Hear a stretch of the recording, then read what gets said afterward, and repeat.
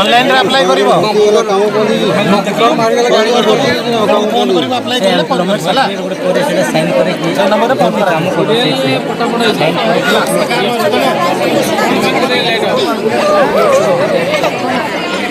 सरियाली की पड़िया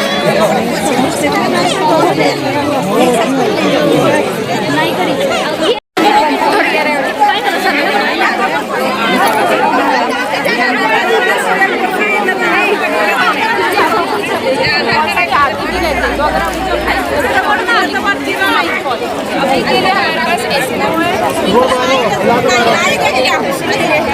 और जनरल ड्यूटी असिस्टेंट जो नर्सिंग है उसका है और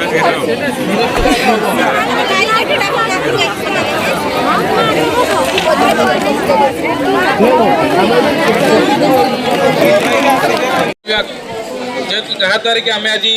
पृथ्वी पृष्ठ वर्षा टे पाई भल फसल कर जंगल नथिले जानते आम कि भी ना बर्तमान खरा आसला निआ लगे आपने जानते थे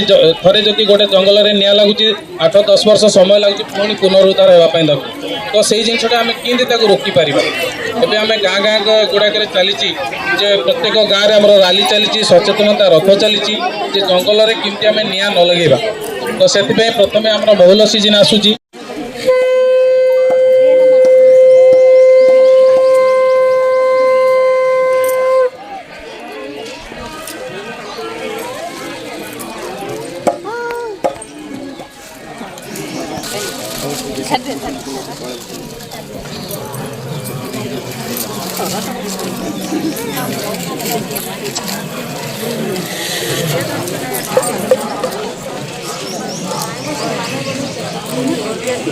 सेठी ट्रेनिंग आम डीएमई फंड तरफ फ्री ऑफ कॉस्ट पिला को दौचु यही प्रथम वर्ष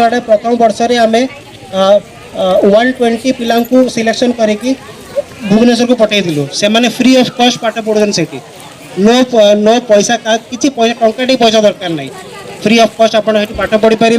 प्लस आपन को रोजगार मिल सहित CIPET central institute of petroleum engineering and training institute गोटे अच्छी भुवनेश्वर से भी आम प्रोग्राम चलुची plus Indian institute of hotel management गोटे अच्छी गोटे हॉस्पिटैलिटी होटल मैनेजमेंट सेफ ताऊपर भी आमर डीएमए फंड तरफ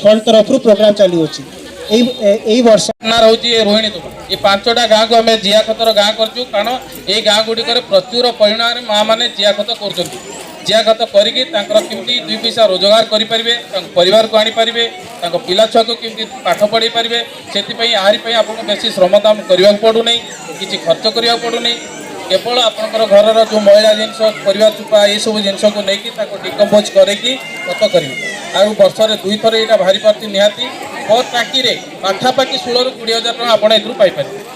बुझेगा तो जिया खत भी करूँ जंगल को सुरक्षा करूँ जीवजंतु रक्षा करूँ एवं आपण मानकर रोजगार केमती पाइबे ताकू माध्यम करने आम 2टा डिपार्टमेंट को ये डाकिचु से डिपार्टमेंट आप कौन सुविधा पाइले एवं पर आहरी कौन सुविधा पाइबे आम करवा तो आज बर्तमान मुख्य उद्देश्य हूँ जो भाई मैंने जो माँ मैंने श्रम कार्ड कर जॉब कार्ड कर ठीक अच्छे जो मैंने न कर एनरोलमेंट करवा डिटेल्स डॉक्यूमेंट देखा और ये जी हो पार न हो पार आम जनसेवा केन्द्र जाकि पुणी रजिस्ट्रेशन करवा है तो दयाकोरी समस्ते सहयोग करेंगे गोटे गोटे जन जनकर जार जार अच्छी से आगे देखा कार्ड कौन अच्छी